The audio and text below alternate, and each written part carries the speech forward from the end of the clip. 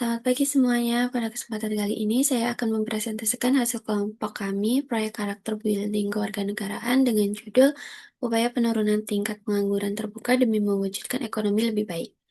Topik ini kami kaitkan dengan S3 8 yaitu Decent Work and Economic Growth yang berfokus pada pekerjaan layak dan pertumbuhan ekonomi.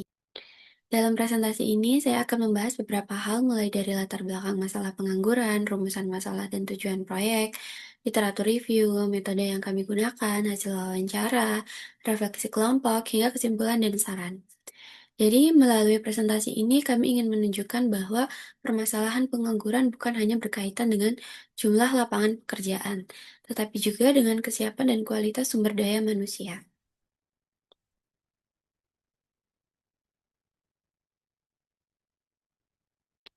Selanjutnya, kita masuk ke bagian latar belakang. Pengangguran masih menjadi salah satu perhatian penting karena jumlah angkatan kerja di Indonesia terus bertambah. Berdasarkan data yang digunakan dalam proposal kami, pada Februari 2025, terdapat sekitar 153,5 juta angkatan kerja dengan sekitar 7,28 juta orang masih menganggur, dan tingkat pengangguran terbuka atau TPT sebesar 4,76%. Angka tersebut menunjukkan bahwa penciptaan kesempatan kerja masih menjadi tantangan. Namun, dari pembahasan dan wawancara yang kami lakukan, kami melihat bahwa masalah pengangguran bukan hanya disebabkan oleh kurangnya lapangan pekerjaan. Salah satu faktor lainnya adalah adanya kesenjangan antara kompetensi tenaga kerja dengan kebutuhan dunia usaha. Selain itu, perkembangan teknologi dan perubahan kondisi ekonomi juga membuat tenaga kerja harus semakin mampu beradaptasi. Oleh karena itu, peningkatan kualitas sumber daya manusia menjadi salah satu hal penting dalam membantu mengurangi pengangguran dan mendukung tercapainya SDG 8. Selanjutnya adalah rumusan masalah dan tujuan dari proyek kami. Dalam proyek ini, kami mencoba menjawab beberapa pertanyaan. Pertama, mengapa jumlah pengangguran masih tergolong tinggi meskipun TPT mengalami penurunan? Kemudian, faktor apa saja yang memengaruhi rendahnya penyerapan tenaga kerja dan bagaimana upaya yang dapat dilakukan untuk menurunkan TPT? Kami juga ingin melihat bagaimana peran mahasiswa dalam meningkatkan kualitas sumber daya manusia dan peluang ekonomi. Berdasarkan rumusan masalah tersebut, tujuan proyek kami adalah meningkatkan kesadaran masyarakat mengenai keterampilan yang sesuai dengan kebutuhan dunia kerja, mendorong peluang usaha dan lapangan kerja, serta mendukung pencapaian SDG 8 melalui peningkatan produktivitas. Selain itu, proyek ini juga menjadi kesempatan bagi kami sebagai mahasiswa untuk belajar menganalisis masalah sosial dan ekonomi serta mencoba merancang solusi yang dapat diterapkan. Berikutnya adalah literatur review atau tinjauan literatur. Berdasarkan pembahasan dalam proposal kami, pengangguran memiliki hubungan yang cukup erat dengan pertumbuhan ekonomi, kompetensi tenaga kerja, dan kesempatan kerja. Pertumbuhan ekonomi yang stabil dapat membantu menciptakan lapangan pekerjaan. Namun, jika jumlah angkatan kerja terus meningkat, sementara kesempatan kerja tidak bertambah secara seimbang, maka jumlah pengangguran dapat meningkat. Pengangguran juga dapat memberikan dampak yang lebih luas, seperti menghambat pertumbuhan ekonomi, meningkatkan risiko kemiskinan, dan menurunkan kesejahteraan masyarakat. Karena itu, solusi yang diperlukan bukan hanya menciptakan lapangan kerja, tetapi juga menciptakan kualitas sumber daya manusia melalui pelatihan keterampilan, pendidikan vokasi, kewirausahaan, dan pengembangan kompetensi. Hal ini sesuai dengan tujuan SDG 8 yang tidak hanya berbicara mengenai pekerjaan, tetapi juga pekerjaan yang layak dan pertumbuhan ekonomi yang inklusif. Selanjutnya adalah metode pelaksanaan proyek. Dalam proyek ini kami menggunakan beberapa tahapan. Tahap pertama adalah observasi, yaitu mengamati kondisi yang berkaitan dengan mencari kerja fresh graduate, pekerja informal, dan pelaku usaha. Tahap kedua adalah wawancara atau FGD. Pada tahap ini kami menggali pengalaman dan pandangan dari beberapa narasumber mengenai tantangan yang mereka hadapi di dunia kerja. Selain itu, kami melakukan analisis untuk menemukan pola atau masalah utama berdasarkan informasi yang kami dapatkan.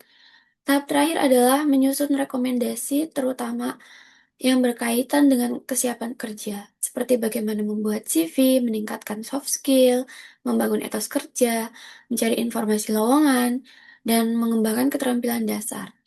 Narasumber yang kami libatkan memiliki latar belakang yang beragam, seperti fresh graduate, general affairs, HRD, operation eksekutif, serta administrasi and HR.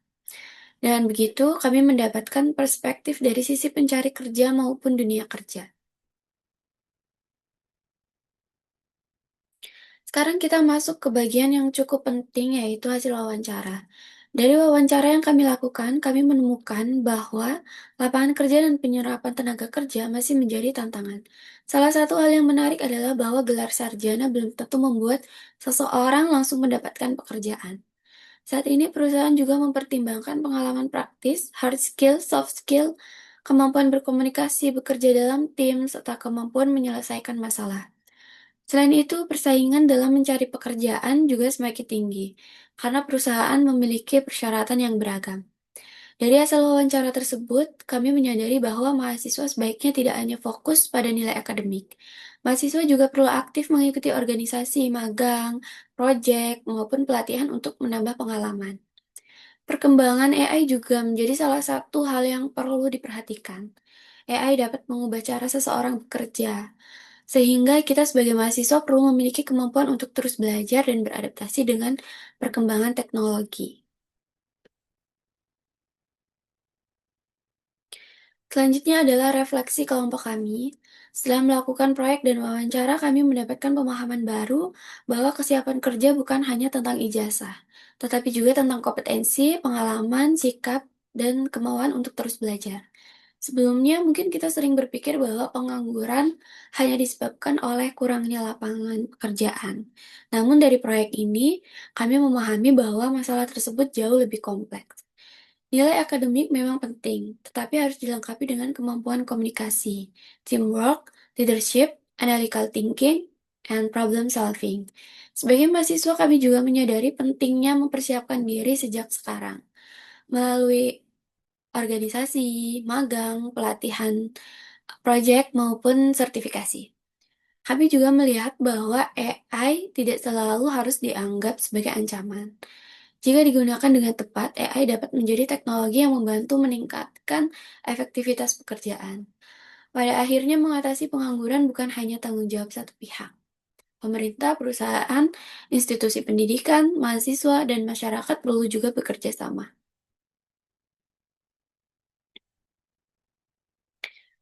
Sebagai bagian terakhir, kami akan menyampaikan kesimpulan dan saran. Berdasarkan proyek yang telah kami lakukan, dapat disimpulkan bahwa pengangguran bukan semata-mata disebabkan oleh kurangnya lapangan pekerjaan. Ada faktor lain yang juga berpengaruh seperti kesenjangan kompetensi, kurangnya pengalaman praktis, serta tuntutan perkembangan teknologi. Oleh karena itu, untuk mahasiswa, kami menyarankan agar mulai mengembangkan kompetensi dan pengalaman sejak masih berada di bangku kuliah. Bagi pemerintah dan institusi pendidikan, pelatihan keterampilan dan program transisi dari pendidikan ke dunia kerja perlu terus diperkuat. Sementara itu, dunia usaha diharapkan dapat memberikan kesempatan kerja dan magang yang lebih inklusif bagi pencari kerja, khususnya fresh graduate. Yang paling penting, seluruh pihak perlu membangun kerjasama untuk menciptakan lebih banyak kesempatan kerja yang layak dan meningkatkan kualitas sumber daya manusia. Dengan demikian, upaya tersebut diharapkan dapat membantu mendukung pencapaian S38 yaitu Decent Work and Economic Growth. Demikian presentasi dari saya. Terima kasih atas perhatian teman-teman dan Ibu, Bapak, dosen. Terima kasih.